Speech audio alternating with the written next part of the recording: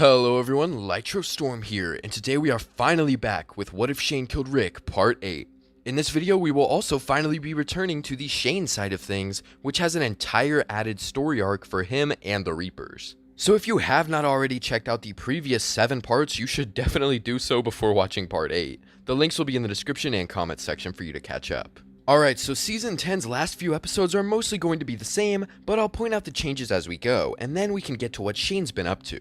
I also need to make an additional note about Jadis, because in the previous parts of this What If, I said that she just left and took Keith since he was still around. But the new show, The Ones Who Live, tells us a big part of why she left Alexandria was because she lost her people. However, it is important to note that another huge part was the fact that she felt like an outsider, with even Gabriel not fully getting her after all that time. Now in this scenario, her people did live, but some would have been killed in the battle against the Saviors, some wouldn't like living near the people they just betrayed, as they'd feel unsafe like the Coalition could strike any day. With Jadis being less connected to the people outside of her own little bubble, and wanting some sort of higher purpose as well as her people's safety, it's entirely possible she still goes with the CRM. But once fully immersed, she learns that the best way to protect her people is not to mention them to the CRM. Maybe she even visits some of her top dogs every year like she did with Gabriel canonically. This also gives me a chance to talk about Jadis's people, as I honestly forgot about them still being alive in this scenario, so that's my mistake. But with the junkyard being a literal dump, now with no real leader and the remaining saviors running around trying to take power,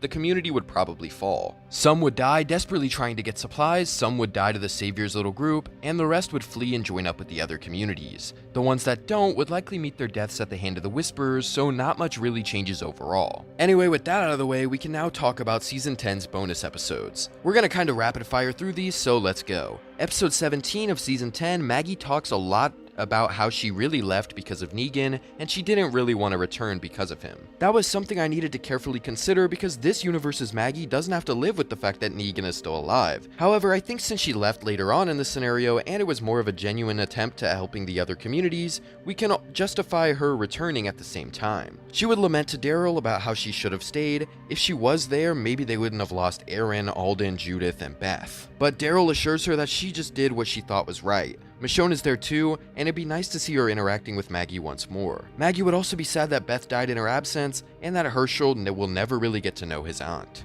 I guess you could also say that Maggie would still leave because killing Negan didn't actually give her any satisfaction. Alright, episode 18 would just be a normal hunting trip since Daryl never met Leah. Without Dog, they don't find the shack, and there aren't any memories for Daryl and Carol to argue about since Daryl never left to find Rick. Episode 19. Aaron is replaced by Carl, but Carl has less issues with staying out longer than Aaron does. Most of the pair's conflict centers around how they handled Dante in the prior episodes and resolving that conflict. Carl gets attacked by a boar in the warehouse, but Gabriel saves him from it.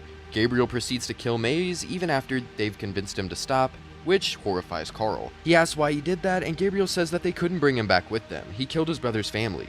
In the back of his mind, it's what he never got to do to Dante, and that's why he feels justified in it. The two find May's brother still alive, but not for much longer after he steals the gun from Gabriel. Once it's over, Carl wants to go back home, as he can't stand being around Gabriel after killing Maze. So totally just an inverse of Aaron's thing, where at the beginning, he wanted to go home, and then at the end, he was just like, let's keep going. Carl is the exact opposite. He wants to go home after seeing what Gabriel did. Alright, now for the rest of the episodes, nothing really changes. I guess Here's Negan wouldn't really happen because Negan isn't there, so like he can't, I don't know, smile at Maggie. But obviously the background information of Negan still happened. So now with all that preamble and wrapping up loose ends of Season 10, we can get to what you guys have been waiting for probably multiple parts now. And that is where Shane has been. Now if you'll remember, Shane did join up with the Reapers at some point during the 6-year time skip. In my original assessment of this alliance, I initially thought that it would just mean the Reapers would be giga amped against Maggie and our main group. Having 6 more members as well as Dog would definitely give them an edge. However, upon rewatching Season 11, I realized that this just wouldn't really make that much sense. We've got Pope, who initially didn't like Daryl and only grew to like him due to his ability to get intel about Maggie and her group. But we're a few years off from that point, so Shane is really gonna have to earn his keep to gain any sort of respect. At the same time, Tara, Bob, and Noah would certainly have their doubts about the Reaper's insane mentality. I mean, they massacre communities and claim they're acting on God's will. Megan and Mika could definitely be more susceptible to this, but that's assuming that Shane is. The most unhinged my way or I'll get you alone so I can kill you and leave you on a highway guy ever.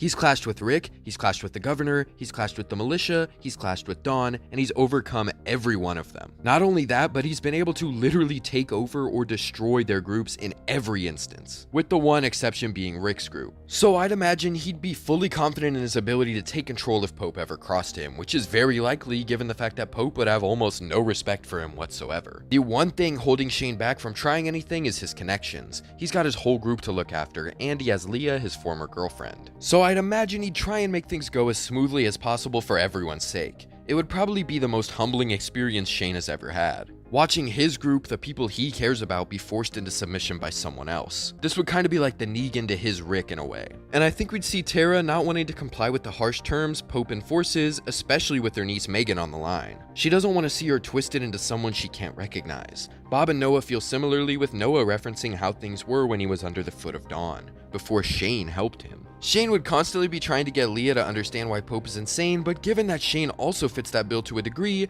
it's going to be way harder for her to believe than when Daryl told her. And I think given Shane's attempts to ease the waters, Tara and the others would act before he does. They try to either escape or do something against protocol, like refuse to kill an enemy, or rebel against Pope in some way. But they'd get caught, which would get Noah killed, as I think he's just the easiest guy to kill between him, Tara, and Bob, due to him being the youngest, smallest, and having a leg issue. And so we get kind of like the lineup moment for Shane, where he is forced to prove his loyalty and prove that he isn't involved in these schemes by striking down these deserters. Ever since we found you, you've been on rocky waters. Well, now's your chance, son. Prove to me, to God, that you truly believe the same as all your brothers and sisters standing next to you. And so Shane is forced to kill Bob and Tara in front of Megan and Mika. Granted, the two girls are now teenagers, but doing this would absolutely change their view of Shane. All the while, Leah would be trying to vouch for him and make Pope stop this, but he'd shut her down as he does in canon. But luckily for Shane, Dog would sense the turmoil within Leah, Shane, Tara, Mika, Megan, and Bob, all the people he's been close with, and would do what trained dogs do when their owners are being threatened. He attacks Pope, allowing for Shane to take the moment of surprise and yell for his friends to get out of there. He then charges past some Reapers in order to take Mika and Megan away. But here's where we really need to dig into how many Reapers they'd be dealing with. Based on the wiki, which isn't 100% reliable, but I'm not going to headcount all the Reapers, so I'm going with it. There were 21 Reapers that were alive at the time they were introduced in late Season 10. Dog's mother and Matthew Shaw both died before Leah met Daryl. Also, Reaper 4 would have been alive, as they were killed by Pope after the Reapers claimed Meridian, which hasn't happened yet. That puts our number back to 22. But given that we see Pope kill a guy for cowardly behavior in Season 11, as well as Reaper 4, who, as I stated prior, we can infer that the Reapers likely had more members beforehand. They're dying in battles, and Pope is killing them if they do something he doesn't like. So our number could be closer to 25 to 30 at this point, years before we even hear about the Reapers in the main story. It's also worth mentioning that the first Reaper we meet blows himself up, so they're also doing that, which could mean we have even more than 30. And we've seen just how physically capable some of the Reapers really are. They're insanely skilled at hunting down their prey, taking them by surprise, and just wiping them out. Maggie's entire new group is killed by the Reapers, with the one exception being Elijah. He only got his leg broken. But now that we've gotten to just how big of a threat Shane is up against here, we can return to him facing that threat. Shane would be on the run with Megan and Mika next to him, and Pope would kill Dog before ordering everyone present to go after him and his people. Leah leads a squad out as well, hesitantly due to Shane being someone she cares a lot for. While running in the forest, Shane comes up on a few walkers, telling Mika and Megan to keep going while he deals with them. Shane then easily kills them, but this distraction leads to some Reapers running up on him. Luckily, he's learned their strategies from his time spent with them, so he's able to react pretty quickly. He fights two of them off before a third and fourth join in and completely overwhelm him. Shane gets cut up and slammed into a tree as the Reapers approach to end his life. But one of them gets shot in the head and falls to the ground, allowing Shane to barely get back up, taking the dead Reaper's weapon and striking while the others are distracted. One of the Reapers goes after the shooter, whom Shane sees and deduces that it's Mika. Shane battles the last two Reapers here, but now that he's injured, it's much harder. Still, his love for Mika allows him to push onward, striking one more enemy down before walkers close in, helping him to barely escape death. Shane limps on, trying to save Mika from her assailant. He's eventually able to find the attacker sneaking up on him. The two get into a scuffle, causing them to roll on the ground. Shane musters all the strength he has, but ultimately can't make it up faster than his enemy. He's far too worn down by this point, and I would really clearly consider this sequence to be similar to Rick's departure in Season 9. He's going in and out of consciousness for brief moments, seeing some dream sequences that inspires him to find the rage, the hatred, the loyalty. It's the only way that gets this done. He needs to save his family. This allows him to barely catch the Reaper's weapon and hold it centimeters from his face. But these few moments save his life as Leah arrives, knocking out her comrade in order to save Shane. She tells him to get up, and Mika returns once more to help Leah lift Shane up. Leah tells them that they need to get out of here. They aren't her family, but they're still a family, and she doesn't want her people snuffing them out. This is the only time she can help them. After this, they'll have to find some other way. Shane tries to make one last effort in heated breaths to get her to come with them, but she refuses. Her place is with the Reapers. And so Mika helps Shane escape in the night as Leah returns to her squad. The next morning, Pope demands a status report from everyone, and Carver steps up, saying that Bob and Tara were taken care of. Leah also clarifies that they found a Reaper who was knocked out on the ground with no sign of Shane. Someone must have snuck up on him and helped Shane get away. Pope demands that they do better, and that if they ever cross someone from Shane's little posse again, they kill on sight. Meanwhile, Mika finds Shane a place to rest while she travels and does hard work to keep them both alive. Pretty much a parallel to the canon Rick and Carl following the destruction of the prison. After some time, Mika runs into a woman and a kid aiming the Glock 17 Shane gave to her. The woman introduces herself as Maggie Ree and her son Herschel. She offers to help Mika as all she's been doing in the past few years is helping communities and people she's met. Mika takes her back to her home and shows Maggie her wounded friend lying on a bed. Maggie takes one good look, immediately wincing at the sight of him. It's Shane, the man that killed Rick Grimes, Andrea, and made them lose their home at the prison all those years ago, not to mention her own father. Shane looks up at Maggie, realizing who he's looking at, and realizes that he just might be screwed. Maggie walks out of the room immediately, and Mika follows her and asks what's wrong. She unpacks her history with Shane from when the apocalypse first started. This puts Mika into an extremely confused position as she starts to piece things together about stories Shane has told her from before her family joined Woodbury. But now that she's hearing it from the other perspective, it sounds like Shane might not be the person he's represented himself as. Maggie tries to help Mika through processing all these feelings, probably hoping that she'll decide to leave Shane behind after hearing it. But she doesn't. Mika heads back into the room and looks down at him annoyed. Shane asks what Maggie told her, and Mika says that it's enough to know that he's been lying. She then starts going through multiple times Shane motivated her to do things when she reminded him of his past situations, and now look where they are, on the run from some crazy people. Shane finally hears enough, sitting up to tell Mika something. Everything he's done was in service of her and the others. There wouldn't have been a Woodbury without him. She would have been a walker if it weren't for him. Some people had to die to make that happen, but it wasn't her, not their people. Mika understands where he's coming from due to her time with Shane, but she still feels as though it's not right. She returns to Maggie, saying that she's not leaving him. Maggie clearly wants to help Mika here, but the cost of bringing Shane along with being fully responsible for his recovery, is kind of large. She ultimately decides to do it though, as she doesn't just want to leave the kid behind. So she has her group help take Shane and Mika back to where they're staying, which I believe at this time should be Knoxville. Georgie and the twins eventually leave Knoxville to search for more places and lose contact with Maggie and the others. Mika continues growing a bond with Maggie and the wardens, while Shane does his best to heat her away from getting too attached. He's also probably fully recovered after some time. He seems aware that this place won't last long, and based on Maggie telling us about Knoxville's fall, he's completely right.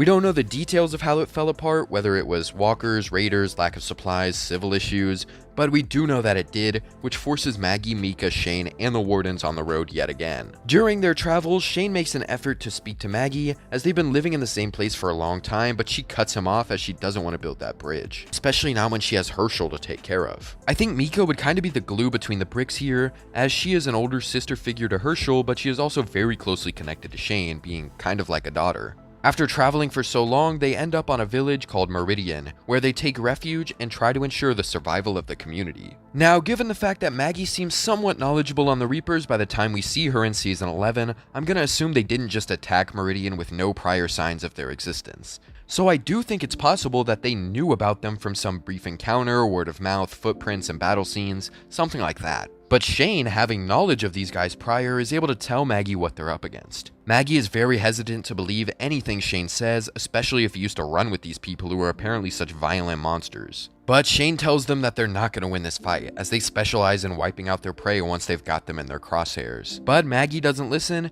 thinking that they can make a stand at Meridian. One night, Mika finds Shane packing his bags and confronts him about running away, but he appeals to what had happened as soon as they cross Pope, Noah, Bob, Tara, Megan. All of them gone. They barely made it out with Leah's help, but they won't be so lucky if they're trying to fight back this time. Mika asks him, what about Maggie? What about all the people we've built a life here with? Shane simply looks at her. Not you too. Shane tries to explain that he already tried to convince Maggie, but she's too damn attached to this place. How many places have they called home now? Woodbury, the hospital, none of them are special. They all fell because of one attack. Except for the ones they're up against now, the Reapers. Shane walks by her, saying, come on, we need to go. But Mika doesn't follow. Shane turns around to face her once again, and Mika says that she can't just leave everyone here to die. These people, Maggie saved them. Running away doesn't help them. Shane can't believe that Maggie got through to her like this, and to think he saved her life. He then leaves, with Mika sitting down to cry after losing her father figure. She later visits Maggie, informing her of Shane's departure and helping to plan against the upcoming Reaper assault. But sadly, Shane was right. Meridian falls, with only Maggie, Mika, and a few others escaping. And that finally catches us up back to where we were in the last part. So with that, we're gonna go ahead and end off this part. I know we didn't actually progress any of the story, but season 11 is its own thing to tackle, and I figured it would be really important to give you guys the Shane side of the story and catch you up. This was honestly really sick, as we got to give Shane his own arc with the Reapers and make them more fleshed out, which is just really cool for me. I don't know about you guys, but I didn't like the Reapers in canon that much, so adding more content to them just made it feel better in my opinion. But definitely be looking forward to the next part, part 9, because it is going to be huge. As always, a big shout out to our members, Ellie DePlug 2, Paul Keen, Hazy Brush, Marco DeCinco, Davisville 84, Willie, Very Classy Demon, 23 Days Later, Aiden Kearns, Zombie Warlord, Yeah, Tifu A, and Joel. If you guys also want to become channel members and help support the channel, please feel free.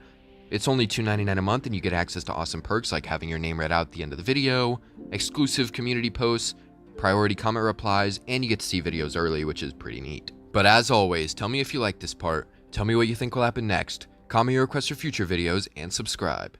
Thank you for watching. Have a great day.